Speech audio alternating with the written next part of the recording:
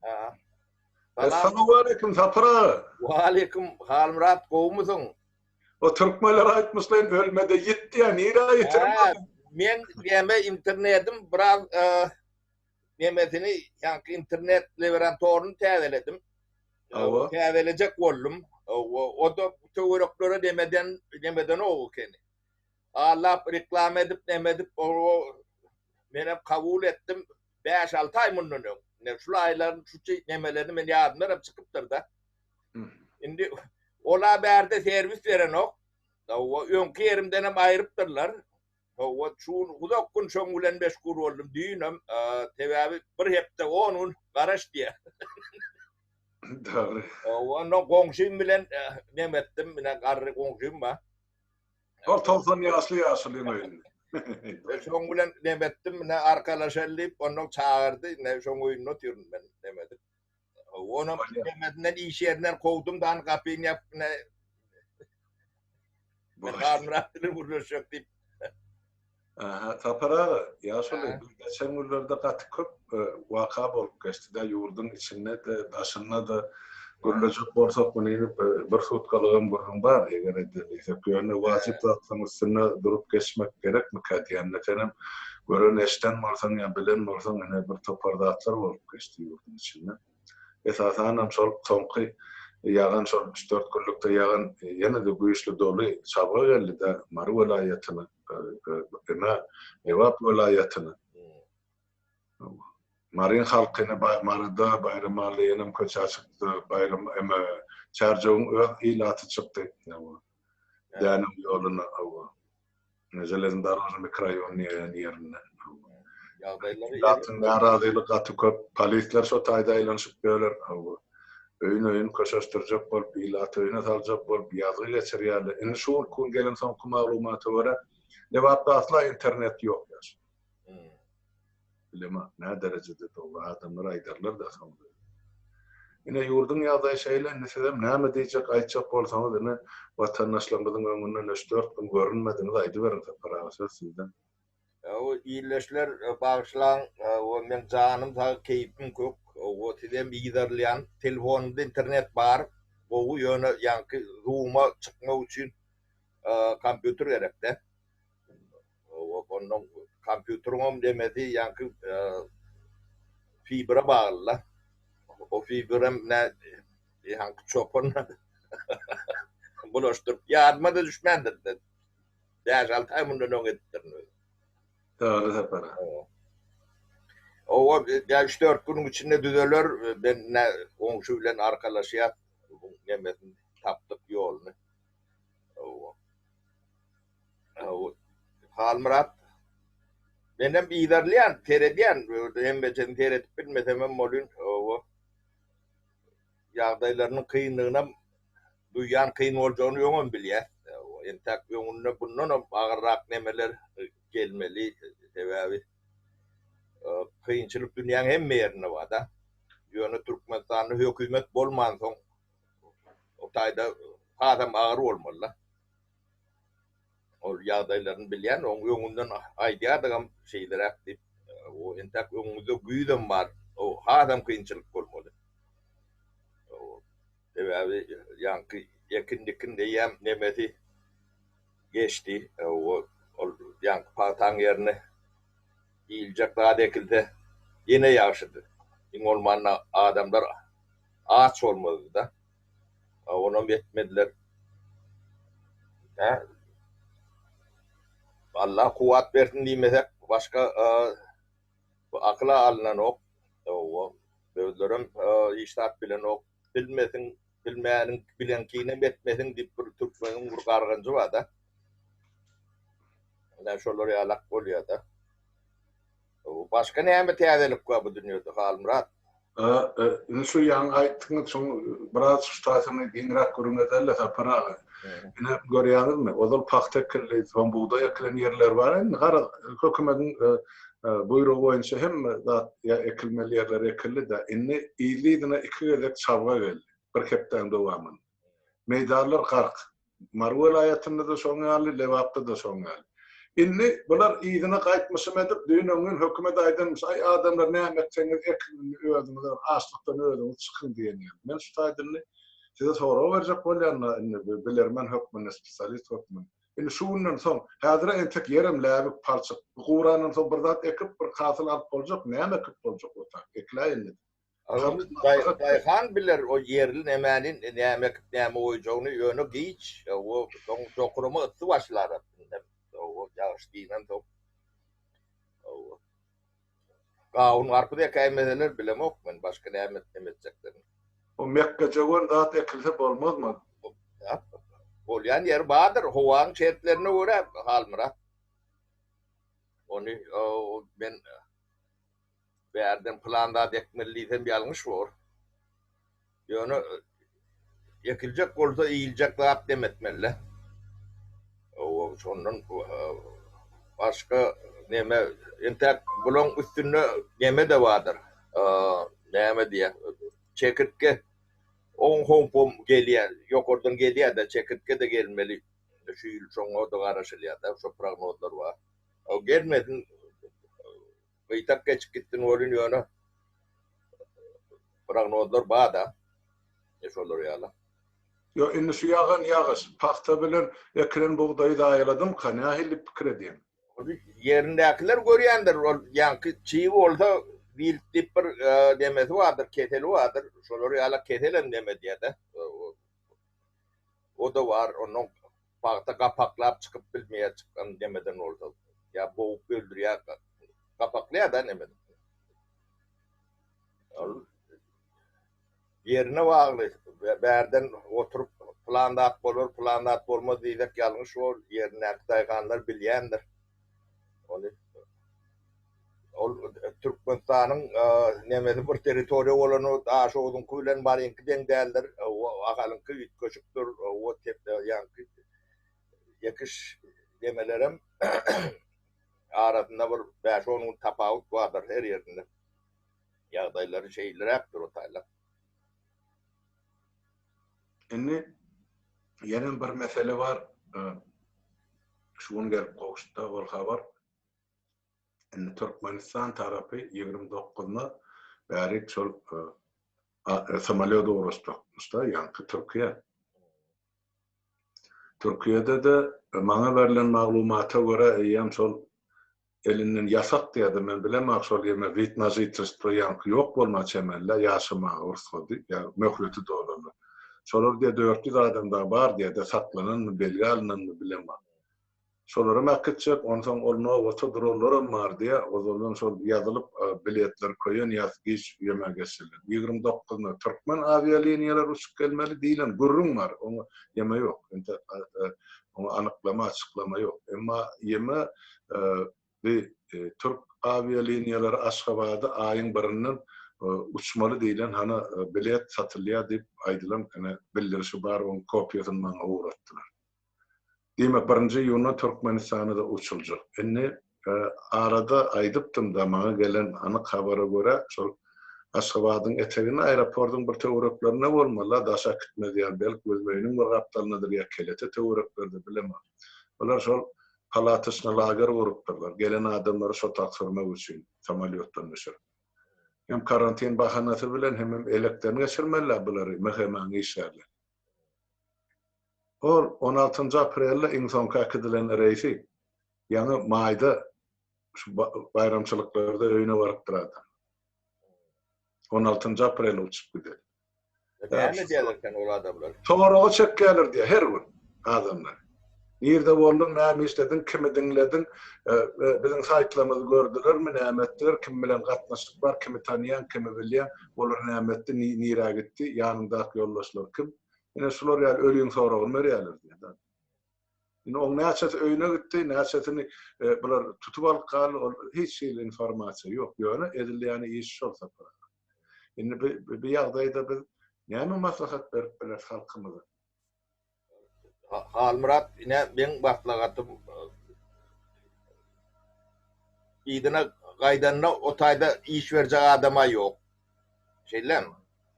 Okulu bol, okusuz bol, bilimli bol, bilimsiz bol, hünärli bol, hünärsiz bol, işe ýok.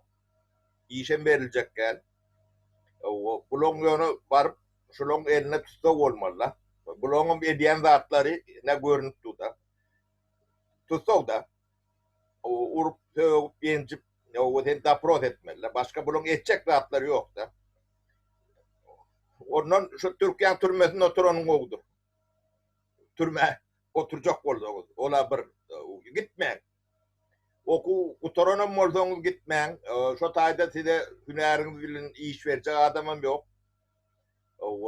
Sizi kucak açıp karşılayan adamım yok. Maçkalarınızın yanına yetecek olduğunuz yerine de 1 ay, 2 ay, 3 ay. O karantina olur yalak yedik falan son bir tane kefelli oldu. Hemmetinden kefelli derler. Yine o yağdayım da. Onun için ben nemem oturan yerinizde yurtun değil de nemet gören olduğunuz o tayda itlenip yolun tapın, kalın, o işe yerleşin.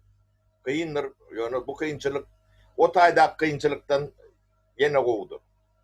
İnsanın çağalanızın yanına, başkalarınızın yanına, o 1 aydır, 2 aydır, o bu daplığı görmeyen yetip bilmeyeceğinizi ne sen ayda oturuyorsun da. O bulon demeleri, peğerleri başka. Peğer yükkan bulon. Şimdi bulon şu yankı demen çünkü kıstırılan pişirin vuruşu yalak, ne vuruşu yalak da bulon demesi. O şolur yalak deme olmalı. Ne men maslahatım gitmeyin diyen. O yankı bulor insonu gitmeli. Yani devlet, hükümet ağdarmalı. Başka gidecek, çıkacak yerleri yok. İçine kal biraz şu dağıtlara düşünmesi gerek de. Onu da düşünür. İnterneti ne şey yaptılarım içine informasyon gidip dur. Giderim. Adamlar yol tapar. Sizin hükümetinizden sandık değildir halkına bakılı. O tayda da ne adamlar yuvaş canlanıp başladı. Ben demeye gitmeyin diyen hal Murat. Gitmeyin. Yine de şu haşarı urtta bolon yeriniz kovdur. Öyünde varanınızı ile siz aylıklı günlüklü iş almayacağınız Türkiye'de kat anık da hal Murat. Onun yine de 1 ay, 2 ay April'in veri var. Şu tayda taklayan oldular yem ne çay. 1 aydan muğrak oluyor da şeyler. 1 ay oluyor. Senin dokunda gör 25-26 gün saklap durur. Oğlum öz hasabına sapara. So yatanın yaşanın için yine de sen pul töremeli o tayda. Muhtaç yok. Yok gülme sapara. Değerkanı o devletten benim hayranlarım oldu. Murat. O bir caniyanın gülküsü menki deme üstünüzden gülemek adamlar doğru düşünün bu dünya gülkü bulur bol görsleri En sapara sen aydiyan da ustaydı ya şu gitmen diyen onun mesela böyle iki tarafı var. Türkiye hükümeti yanvar ayının başına karar kabul etti. Şu Türkmenistan'dan gelen rayetler var yani bir turistik vize bilen böyle bilen o zaman şu vizeleri yerine kalıp uzatsa bolyan eken möhletini kalmak möhletini Türkiye'de. İnni karar kabul edipdirler. Şu 6 ayın devamında şu möhleti gutorurlar ya gutoryalar ya gutorjoklar. Şu 1 iyundan eýem gidip iyunun ahyrına çellidir de 6 ay bolsa iyuna girýärdi. Gidip Türkmenistan'a 3 ay yaşap sonra yine de täze vize bilen gelip ýygyna gelip işläp bilerler. Mun bir topar gemesi var. Men öz bilişime, düşünüşüme göre. Birindene otak gidip berdini kalmak bolunak ol adamları vizesi oturur. Bular tutup turmaya basar. Sonundan Türkmenistan talep edip deport etmeli orada. Türkiye'de şuma iktisadi yağda katı çökkün mü? Gün çöküp var ya. Mana aydırşıya 20% aşağı kaçıptır. İktisadi mümkünçülükleri. Doların kursam Türk lirasına karağında yukarı kalıp var ya. Lira arzanlı. O zaman ne görýäni da Suriýadan 5 milyon gaçyk ýaşap diyor Türkiýe döwletine. İran'ın, Owanistan'ın belelikde gelenlerin bir olaryň bir 5 milyon bar diýip hasap edýärler. Bahadır Türkiýeň ýagdaýy gaty ýerbe Halmurat. Ondan Türkmenistan'ın 2 milyon bar. Indi bulary karar çıkaran bolsa Türkiýede özlerine iş yok. Indi sizin bağışlan gardaşda saklama ýagdaýymyz ýok. Öz ata watanyňyza gaýdyn diýenler. Gaýsalarym sen ýa aýdyp berdin. Bunlar öňkü az oturan milletin üstüne yanam urna olacaktı. O 1,5 milyon ilatı un, yağ, şeker, näme tapy bilmeýän hökümet nädip yanam 2 milyona bir zat tapsın. Ondan bu baran adamı eline bir zatı bolsa, nädir karantinini saklanýar diýip o hemmecik eline akıjatının hökümete bermeli yanam jüňüsü ýalanyş boşadyp barmalar kiýsetini öýe bardy. Nädip bular öňüde maşlyk. Çoruk nädip onu näme etmeli bine şu wideosy mutarsa. Türkiýe hökümetine haýyş etmeli, bir nira ýüz tutmaly. Onu näme bir uğurunu tapıp haýyş etmäge diýen şert, haýyş ýol näme der dolun ýöne etjekler mi etmejekler mi onu wagt görkezler. Ben şu bilýän kanallar boýunça näme der dolun ýöne neticenin näme boljagyny bilemokda. Ben onu ýa-ni resmi demeler bilen gurlaşan soň nämetdir. Onu gurlaş boljakmy bolmajakmy entäk onu burdan diýildi der. O gurlaşmaga çalşar da. Ya şu gatyly problemi bolupdy halkymyzyň öňüne sapara. Eger miting ediljegen bolsa mitingin bir talapy dälen haýyşnama tarapy diýjek bolýan. Şu Türkiýe hökümetine, ýol başçysyna, prezidentine, kim çözýän bolsa şu meseleler parlamentine ýüzden hiç bolmany şu video rejimi bir içinde düzeder ýaly edilsek 1 ýylyň dowamy. Onu mesele bilen biz çözgüp başgaça tapardyk. Ýöne häzir bir işsiz galan millet az halkymyzyň üstüne gönürse o dywayno genosit boljakda ikisi. Ne bilmedim. Halburak men o burada edip bolýan bolsa o etjek bolar edip bolýan ýagdaý bar bolsa. Öýletde birinji ýunam taşdadaly olar reýs gatnadyp başlasa diýmek şu mal şol deporta garaşyp ýatan 400 adam uğradyljak bolsa ýene bular gitjek bolsa ähli gidiljek şol lagerlerde saklanjak görünüp durur 16 aprel şolar inni giren bolsa öýlerine diýmek inni gitjeklerim şodur.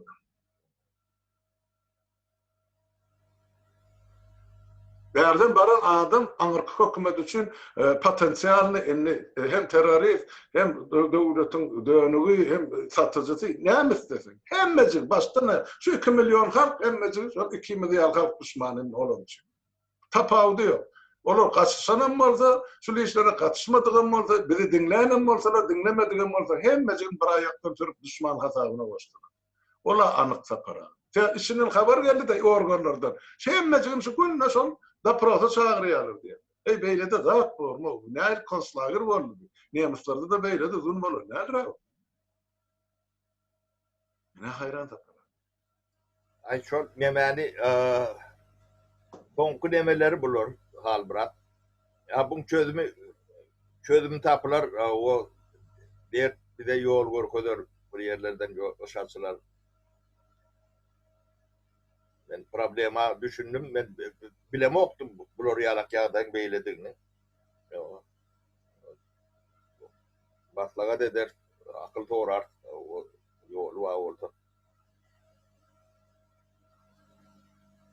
Ne şu problemalar siz 3 gün ýok, ýam ýüze çykdy da, şoň üçin men garaşyp oturanmam. Şol siz bilen bir halkyň öňünde oturup bir maslahat edeýsek şu zatlary. Bir çözgüt gözlesek, tapylmaz biz öňde soňda bir dogry ýol saýlap alyp halka maslahat bermeli, nähil edilse goýuljak. Elbetde gidilmese ýaşy. Ýöne bir döwletde de iş ýok, öz halkyna tapanak. Bularym krizise düşdi. Bulary da biz düşünüp oturup, ýöne biz näme etmeli? Ene problem usta. İçinde mundan beter. Stadion barça halk öz ýygyna galan hiç il kömek edip biljek geldi. Baraýandy. İş ýok, pul ýok, näme mesele? Üçden az oturan bolsa, bu 4-nji az adam barmalar. Halmurat, adam sağını katıken Türkiye'de ol yankı bir günne bir kıranak reis bilen ol adamlar çekip kurtarmak için ne cevap gerek? Yo düşünüklü. Yani her akiden ereysinem ol karantina satmacak bolsa bilýän ama. Yo gurundurlar. Men bilýän ol harby döwründe kelete ur gidip beten ul lokal harby poligon. O ta ha diviziýany yerleşdirýär. O taada bunkerler ama da prosesmäde yer asy bunkerler var beton. Yetçek bolsalar olar. Şu keletede diviziýa yerleşdir. Diviziýada da bir orta hesapdan 20-25 müň adam bolýardy. Demek 20-25 müň adamy yerleşdirmäge ozal o taýda mümkinçilik var. Ýene üstüne bir zat buran bolsalar 50 müň adam ola konslager edip saklap biljekler bir ýer. Mene şey diýip düşünýär. Mesela başga näde ömetmen.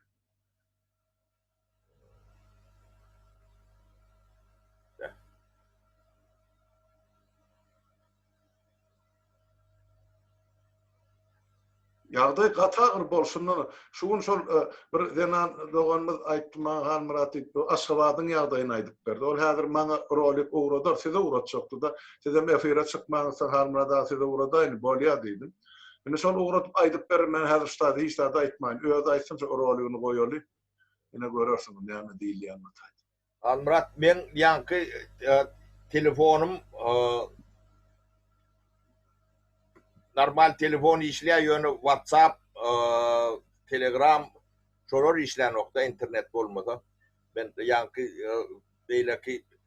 beyleki telefonuma geliyor da, değil mi? Ben 2 tane, 3 tane, 5-6 tane telefonum var da. Doğru, yarın bunu yarışı yok. Para arasayır, ente şol sen telefonu düzelýänçe belki bir ýaş oýuny günne gelmeseňizem günnaşa gelip dursaňyz halk bilen. Günne gelem dedim, ben öz atam ben. Bollan. 10 yaşında ýöne o. Ben bile çıkacak mı diýip soruyor. Yok dedim bu taban.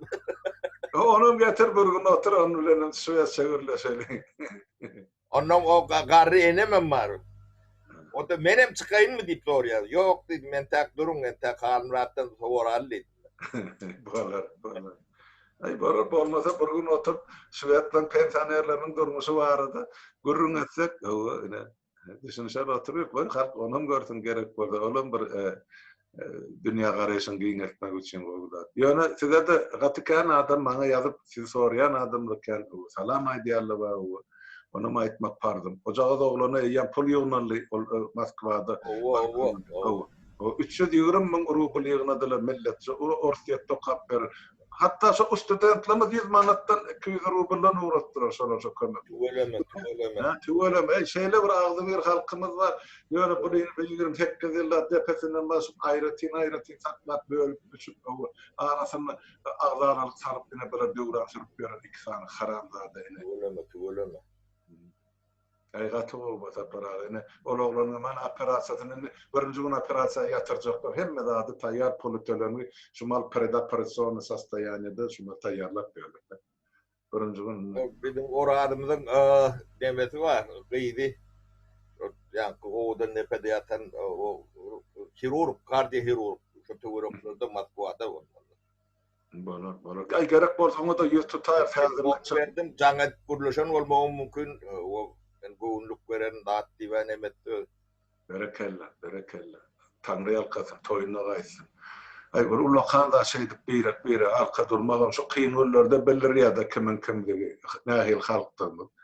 Şu zatları bizim ağımızdan yitirmek için 28 yıllar eksan diktatörün eden oyunu bizim aramızda ağzalalık sapara. Yani gülyal halkımız var. Sağda bilimsiz olsun yani yüreği arası. Halmurat kokluğu var diye mesela. Ben şu tarihi burada daydayım na. Bizim halkımız tire tayfadat değil ya da. Şu Türkmen gebesinin tire tayfalarının gene fondu, o milli medeni fondu, nemeti kodu 16 tane imperyan nemetinde vardır. Tütünne vardır. Yani 5 tane yani tire nemet ipneme diyorlardı. O şu tireler tarihte 16 tane imperyan nemetine hem medeni kodu vardır. Hem genetik kodu vardır şolon emesinde. En sonkusu Osman İmperiyası'dır. Şu Haydarabad'dan başla şu teorikte şu milletin genetik kodunu, emesini, tarihini gürlemen, dünya tarihini gürlep olayan nedir? Beyik millettir. Hiç milletin pek milletler rolünü bizimki alak renkli, tarihli millet dünyada azdır. Yine biz en sonki son genofondu. Bizim nemelerimiz genetik kodlamız şolun içinde vardır. Türkiye'de de görünüp durundur. Yani yörüklerin arasında varsan ediliyor, Türkmendir, oturuşu, turşu, yani gepuruşu, hemmesi nemedir, ben aralarına kendi yatıp durup, demem ihvan olduğunda. Yine Türkmen'in tarihini öğrenecek olsanız, Lev Gumulyov diyendir, ne Ors'tur. Ondan son şairler vardır, ne şolun eserinden, İngiliz halinde Bosworth diyendirler, son kıyını, ne Türklerde neme vardır, Köprülü, Fatih Köprülü, fakir olandır. Onun Ilber Ortoylu diye yine bir topor nemeler vardır. Ne Türkmen'in tarihini öğrenecek olduğun şolun eserleri bilen görüyorsunuz. Sonku çıkan yankı bunlar 5 tane tire şolardan varat bu Türkmen devlet olmayanlar nimetmendir. Şu milletin genofondu şolun hemmecesinde şu 16 imperiyanın içinde vardır. Son nemesini ağzdan bağlam dünya tarihini yazıp bolunan nedir? Ne Amerikan tarihini ağzdan dünyanın tarihini aydıp bolur. Yan dören millettir. Yani devlettir. Ortaya sonuna alaktır. O Türkmen'in nemesine seyredende bunun hemmecesi yankı katı yaştır. Şunun için biz bu yüzden mala nemetmeye hakkımızdan vardır. Yine şunu küllen kaldıracak en sonku yaş nesildir şu nesil. En sonku. Yine sonku şansınızdır. Küllen şu genofondu kaldırmağın demek. Yine bir de yemeğimiz olsa sıra tutup verir, arkanızda durur, baydağı ne sizin elinize verir. Bizim yemeğimiz, neslimiz bu sinadan geçmedi. Geçip bilmedi. Bizim yemeğimiz çüyrük çıktı. Bizim şunun içinde, bizim bir üç küçük nemeden. Yani bir tapavutlurak yerimiz, biz cahilliğimizi bilen cahil. Şoňa akylymyz yeten jahil. Beýleklenki ente oňa da yeten ok ne takna teretden görünüp durandyr hemmejeti. Ýani drone ýokaryk galdyryp aşaňa teretden ýani tedekler suwun ýüzüne çykandyr hemmejeti görünýändir.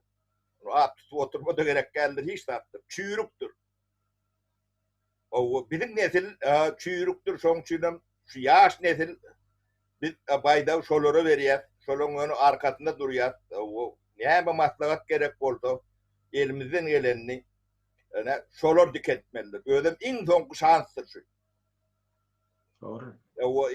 Bizim milli kodumuzu, milli yemeğimizi şoňa el urdular. Onam yok ettiler diyen yalak neticemede. Gaty telçengdir. Doğru. O bizim çüyrüktüğümüzde ne şu saknadaki nemeler vardır. Görünüp durandır. Ulan neme dava ediyenim belli değildir. Çüyrük olanda belli dadı olmalı elle.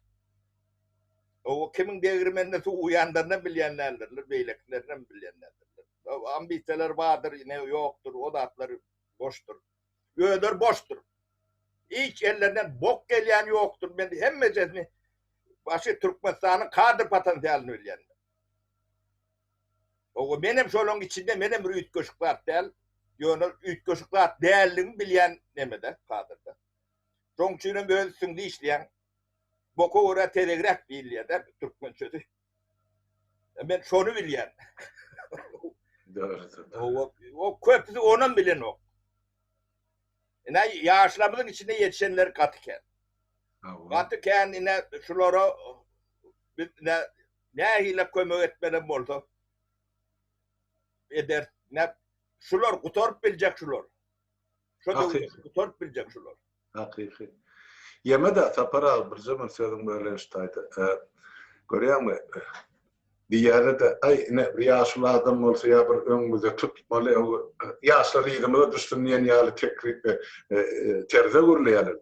Yok, biz tersine, biz yaşları önümüze tutup şuları etmek için, biz arkanıza ne mi koymak etmeli olsa, nerede maslahat vermeli olsa, nerede siz bilir, dendurup işleşmeli olsa biz var, yönet, siz etmeli yani, nasıl işte, devlet edin ki, hükümet edin ki, parlament edin ki, gelin yaşlar, yerli yerde tutun da, devleti dolanın, başka yok. Sen aydan vermen doğru, radıyla sen. Şu kadar biz almasak, son devletim yok, milletim yok, dargatsak, hani görközde edin oturur. Ölümüzde, dirimizde, tebiği bedbahtçılıkta, hem de zaten son hükümete yan görközde. Biz halk hükümünü şu devlete gerek değil. Ondan o devlete mi satıp gidecek de. Borlu kutardı onun bizde Türkmenistan'a atıp devletim yok. Murat, yankı, sizin önünüzde sıra tutup bilecek, yaşlığım yine ikimiz in sonkusu olmuyor çemirle. Bilemem, yok, Bahadır men beytip o günahına boyunca. Ben tega çıkan yok, ben tega görem yok da. Yok, sapara, onu diysegim yine yorgan özüsünü çekkerle deyip onu harlap başlayalım. Oy, görsün, halk çözsün şu zatlar kimin varlığını, kimin yokluğunu, ikimize kalmandır bu mesele. Öz işimiz bir edeli. Yönüşümüzü işimiz etme koyun aklın. Çetten, tağdan, ayağından nasılcak yeni. Hiç vermez. Yok, ben üst veremem, absolut mu? Hakkım özü düşünüp o tane yazıyan zatlarını seyredin sapara. Biz indi şu sapar almasak başka yolumuz yok, vatan yok. Çağılımıza, aktıklımıza dolunmalı. Şunku ben neleri seyret bolup versin. Ağlayarı sapara, çekip çıdar ya, telefonla ya, gülmeşik menden aydan esasanım den ağlayar. Şunça çağam koyup qayttım, canağım, iyigim dağlarım şol, ana cayım su alıptır, çögem yok, içinde de buyu vatı çağılım, o iki karı seyredi, yine pulum uğradık, orada kömek yok, ben ölmelim diye var. Ağlaya hak et, elin yüzünü tut. Ben ne edip kömek edeyim? Murat, benden doğru yerlerde. O hem barcak gel, hem nehmetcek gel, nehmet ve dırdaş biyordum diyerlerden bana. O adamlar ne bırdat var. Sotayda sizin şunu düşmedliğiniz için zamanlarını orta koyun. Yüzlerce insan türmelerine yatır şulun. Onun bolon münlerce doğanların işleri var. Yetir. Ben ne bağırmaktadım. Şu yetirleri boşaltmak. Şulun adını avrayın dikeltmek. O türmedeki benneleri boşaltmak. Ne Türkmen şunu yeterli yeter sebebi şu 20. noyabrın ön yanında da şu sahnadaki adamlar var şu atki. Edir şu olşulardı. Bunun başka iş demeleri yok da. Şunu yetmediği için edilen hareketli. Onun yönü onun bunlar tersine lan terdi diyorlar da. Ne o olmuş. Şunu görüp şunu önüne ancak görüvedilen de. O plan olur yönü halk olur. Şolun adam tutan adam yok içinde taşınmadı. Yine ben şoları katı neme var yani. Şolar benim için yeme deysenler gözleri. Beyinlerine cınlık kalak akıl yok. Namısı, vicdanı, şerefi yok. Levzi yok adamlar şolun. Demek. Şunu dilinize getirip bilmeyen olduğunuz, şunu görüp bilmeyen olduğunuz, şunu düşünüp bilmeyen olduğunuz, sizin yankı mahallen üyüt köşük hiçbir dadınız yoktur. Başka yine ya velife davanız vardır, ya yeni de başka bir davanız vardır, ya pul için neme diyendir. Başka nemeti yoktur. Şu zatlara yankı olur, düşman diyenliğine düşman oluyan olur. Olur, siz şuna düşmediğiniz için canlarının ortasına orta koyun adamdır şöyle. Siz ananın bunu başkaça demedin, o sizin işinizdir. O Öyle otla denen molyalar, şuna atlara ikimiz yaşadık ha, Almurat. 25. yankı 2002. yılları hat yemedik gör. Yine şu senede şu adamlar var ya. Tamam. Şolordu. Hem beceren edir şolor yala oyun ederdiler. Edir şu münkeyalar. Ve abi kuşta oyun olanla geçen partileri analiz edilendir Almurat. Ana tahtanın üstünde oysan hem beceri görünüp durandır. Olar yankı diktatörden ervet boğdu, ya beyle boğdu. Sen ne hemen biliyorsun? İneyim. Ben jurnalist ya, bokum der, öyle jurnalist değilen adama töhmet atmaya hakkı yoktur. Ayganın duruşuna 100% töhmet. Yeten canını yakıp oturma, kanının kızdırıp oturma, etçek işimiz, edeli yaşıl, yine yurda varamız değil mi? Arxivatçılar var, hem de çıktı. Yani bir zaten katı doğru belli geçtim. Sol önkü, niye dövrünün başlayıp şu neçeli, ahli sol biğuna basılan, tutulan, atılan, öldürülen adamın, hemmecinin bir adını dikel dersem, komisyon düzelt yürüyecek. Ha. Atlarım ebedileştirir gerek bolsa, ýadygarlygyny dikir şolara gerek bolsa, halka da aýdyp bererdi täze taryhynda näme bolar. Ýöne bu kul urnýanlaryň bir sebäbini men düşünüp otyrym. Şol KGB arxiw açylsa öýde atlar çykjak bir topar. Şondan gorkup otyrlar. Olary o döwletiň düzelmeli gerek. Gel goý diktatura bolsun. Sebäp ol döwletde diktatura tursa bular akkyny durmuşyny ýaşap ötürjek, ogurlarlaryň ýene ýedine beresine ýetirjekler. Gan usorlar berende. Arxivler açılsın, oğurlak giden ahli zatları belli var. Hadi Şumali Avrupa'da yaşap verildi. Hemmesi iyiliğine gelmeli var. Ha? Ya bolmaz adalet dikkat. Hemmece Halmurat bir yan huzurundan töklep başladık. Şeyle bir zatlar çıkıyor. Bu indi 2000'nji yıllarımda. Bulun her adamni çıkart bolyada. Ne şu gün akşam ya ertir netivette ben internetin neme olma nokta çok çünkü kendi işini emet bilem nokta. Bunun gidecek yerleri yoktur. Ahli nemelerini getirip koyuyorlar.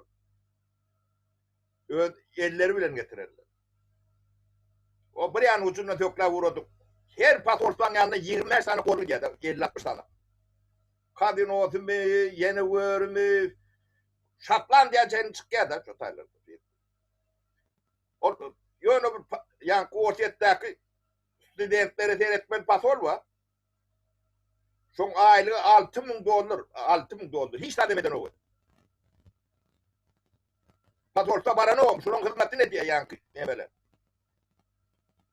Öyle her aydaki emeti $30-40,000 yani yaşayan yerinin emeti çıktı. Bunlar ya halkın işiyle ne? Dine tozdurmalı şeyler taşına pullaşıyorlar. Kuday hakkı.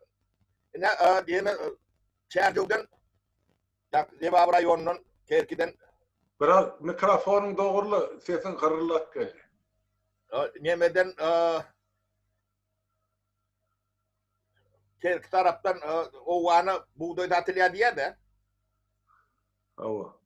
o Gülnabat Tabaka diye bir şirket var. Dubai'de registrasyon edilen yani ovan şirketi özüm bir topar doğulyasam şulonku Berdi Muhammed falan.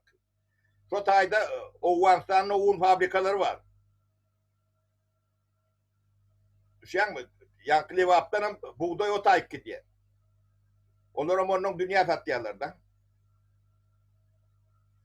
Ama bir kaptalı Dubai'de yankı Türkmenistan'ın Çilim ya tabak soloryalık demen ne mi diyen. Bulun ediyen atları yankı işleyen adamlar var da yakın tut yerlerde. Huday haklasın ya. Beyle de bir yankı o kızıl toprağımız var. Kızıl öndüren, kızıl sıçayan toprağımız var bizim. Şonda da halk aç şoňa çenini toyup bilýän demelere näme diýjek? Ödem im bolu neme yankı Meredip var. Raşit Meredip.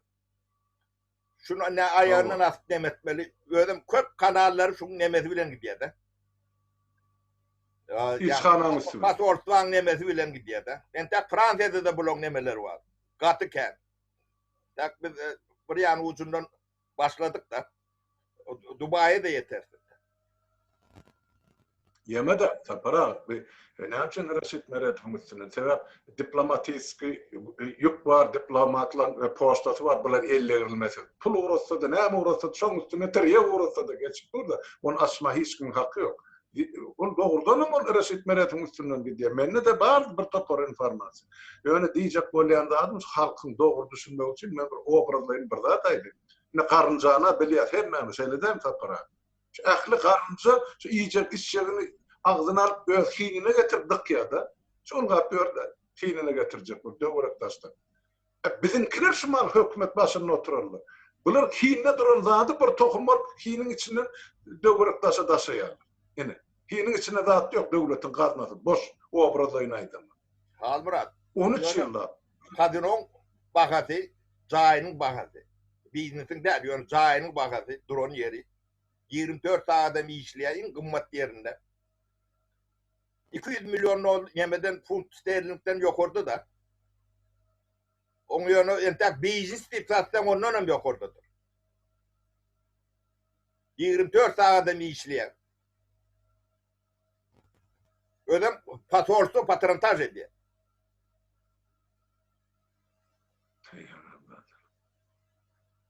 Ay eder. Bulardan her zat çıkarsa para. Yani koy halk bilsin. O ne sureti bu yemezi tayin olya verir. Başka da atlarım kendim. Almurat gördüğünce neme çıkıyor da. Hani gördün mü ona birin içinde de bir palet Türkmenistan'ın 150 manatları. O tayda da bankamatta manat yok. Pensionerleri iyi otuyorlar elini. Beylek işleyen adamla vardı. Şu görgülü pensionerler 3 aylar 6 aylar hakkını alıp bilen aldı. Barına da novota koyuyor diye. Birinci, ikinci, üçüncü novot. Birinci novotta dururlar. 20 manat tölemen pensioner. Birinci patokta 20 için. İkinci 10, üçüncü 5. Yankı Türkmen'in pulunum şular kardinir deden ok. O da yankı Efesban kontrolünü diyorlar da. Onlar da lokaldır. Onlar devleti Türkmenistan hükümeti upravlat eden ok. Solar ediyor. O bankamatlarda pul yok. Taşına vagon konteyner pul var. Ödem başka yerlerin kontrolünde de Türkmen'in kontrolünde de. Doğru da onunla bergette bergin kasabını göre var saklayan da onu. Yok, yankı berdi bu konuda dinle kastüm, yankı butaforya. Yankı oturduk durlar, kalktık kulca, yankı neme yılları otuyor, o. Şol başka, o upravlar demeden yok, hiç demeden yok. Dinle sahne. O eller oğlam yok, neme de yok, yankı olayam nominalli neme de, yankı kastüm, kalktık kastüm. Şu nemelere katlaşıp nemetmeyenlerim neme sondan. Bu tevivet bakçılığa da beyleklere de hiçbir yani maketten başka rolü yok. Maniken. O atamın bir televizyona çekerler, sorlotu bir televizyona çekerler dikti buraya. Şöyle oraya yok, hükümet değil emat yok. Ne biz şu nemelerin bağırlap başlamsın koyup başladık da. Entek biz bulara yetemiz yok. Bulon entek 3. 4. yani kaptanlaki nemeleri çıtıyor kolori. Şolon ediyen de adı. Bulon ediyen de atlarının entek vardan daha huday daklı. Ne şu Türkmen bijetini o şun için edecek kollarda. Biz sonra ruhsat verem doktuk da. Ettirmeyedik. Açtılar oğlum biz bağlımdı verem doktuk da. Kim arda etsenlemedin diyedik. Ana şunu edecek kol dediler. Ne şu Bijan üstünden yankı fiktivni bir topar Ukrayna'da, Angliya'da fiktivni firmalar var da. soska değil ya onu. Yürütü yankı bank terminlerine. Soska nemeden içinde ol yankı birjadan burada alan oluyor ya burada satan oluyor. Yonu eğiler şular gene de. Huday haklasın. Almurat yankı Berdi Muhammedov diyen neme dinle kostüm. Yankı maniken. Yankı televizör gelip yokan bir suratını çekiyor, o Türkan bir suratını çekiyor, ağzını gämişeden oluyor, başka bir yerin bir zat diyedi. Dinle spektakl, o hükümeti yürüden adam yok. Düğünler. O kitap yazıp oturan nemeler var, bloknotta yazıyanları. Vaktini deyretse onun tetrat kutormolla, onun şu duruşuna dur.